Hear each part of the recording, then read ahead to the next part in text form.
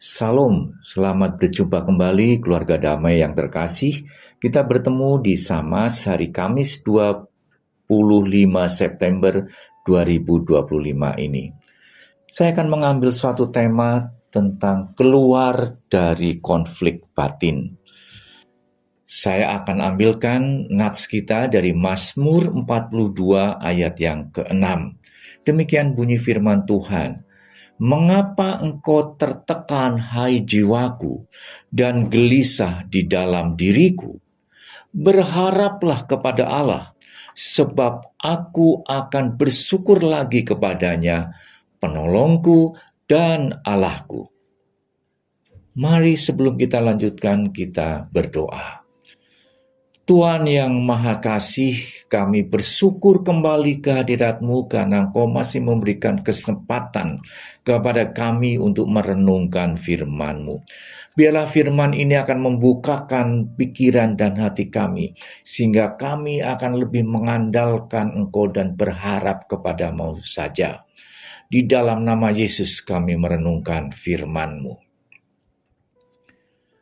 Keluarga damai yang terkasih, pernahkah Anda mengalami sebuah konflik batin, yaitu pergolakan batin kita atau pertentangan internal dalam diri kita?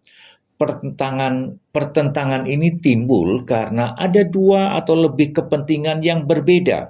Ada sebuah keinginan yang berbeda, ada suatu keyakinan yang berbeda dan saling bertentangan satu sama lain. Misalkan ketika Anda menerima uang dalam amplop, Anda menerima atau tidak.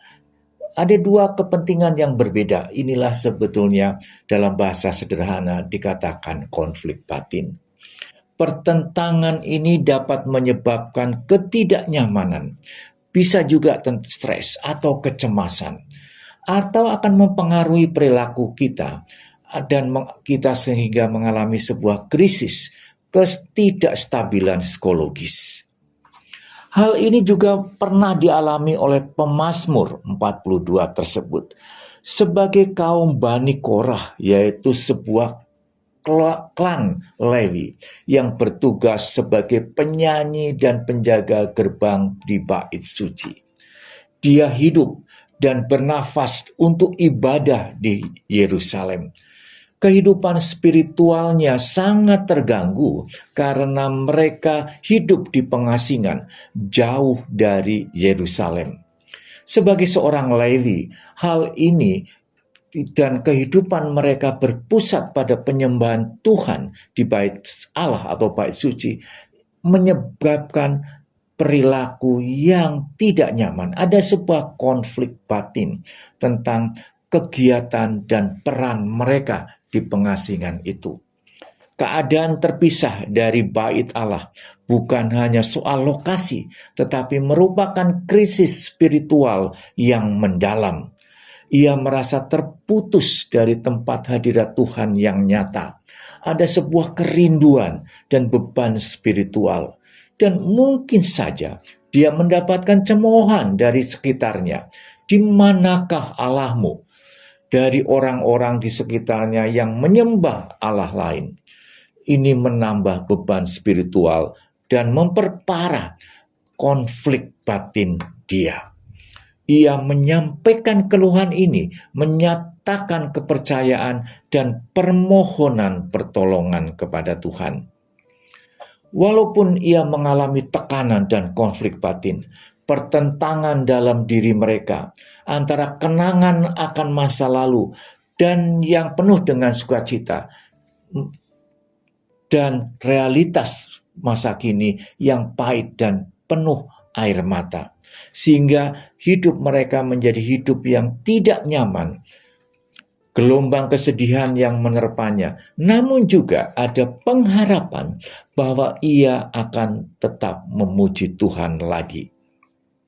Ini adalah pergumulan manusia antara apa yang diyakininya yaitu iman dan apa yang dirasakannya sebagai realitas hidup mereka. Dan iman yang berpengharapan dan perasaan kesepian yang ditinggalkan. Haus secara spiritual, tertekan, dikhianati oleh orang lain.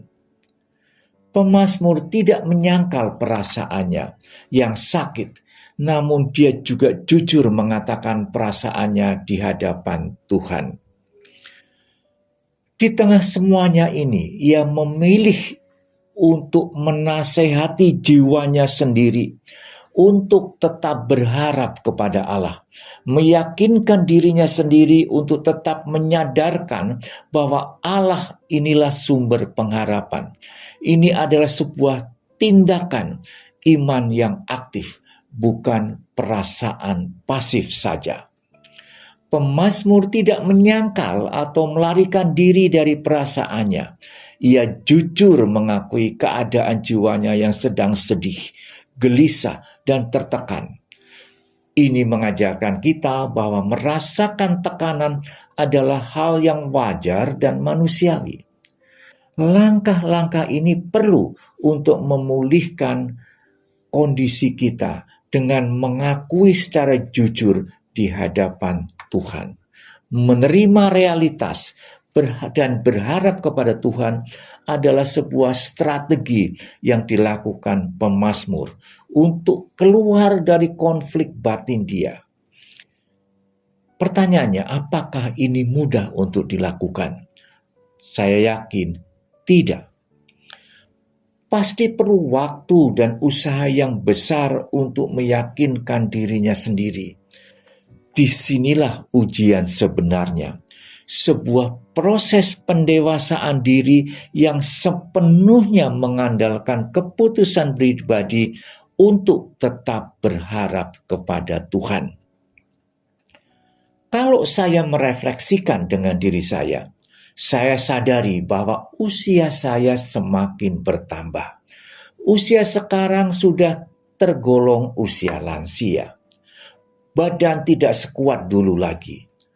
Walaupun sampai sekarang dan puji Tuhan saya masih tetap sehat, tapi saya sadari ketahanan saya bekerja pasti sudah tidak sama lagi. Pasti semakin lama juga akan semakin menurun. Dan pada titiknya nanti, pasti saya tidak akan bisa produktif lagi. Disinilah saya harus belajar untuk menghadapi realitas ini. Saya akan menerima kondisi badan saya. Apakah saya lebih fokus pada realitas yang saya alami dan saya akan hadapi, atau saya akan berharap dan beriman kepada Tuhan? Ini adalah gabungan antara maturity atau kedewasaan dan iman.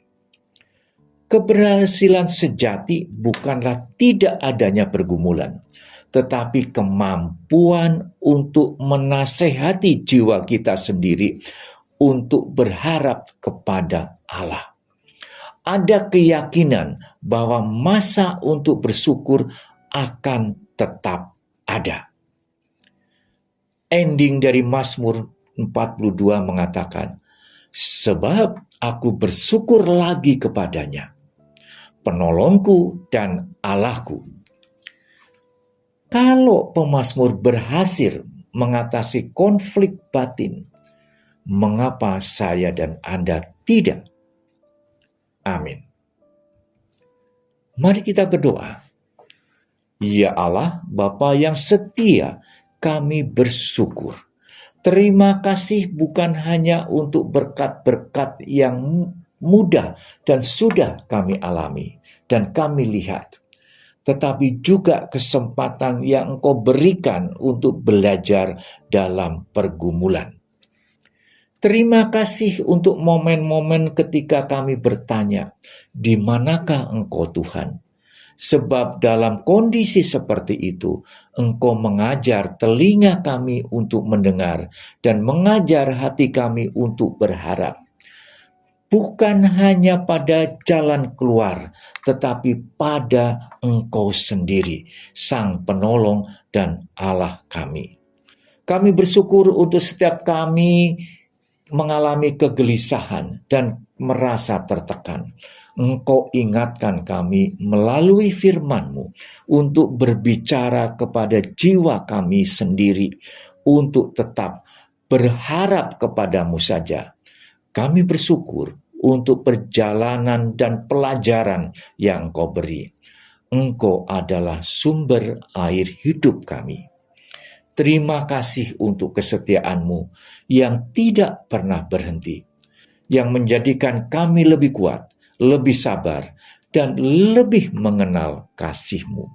Dalam nama Yesus kami bersyukur. Amin.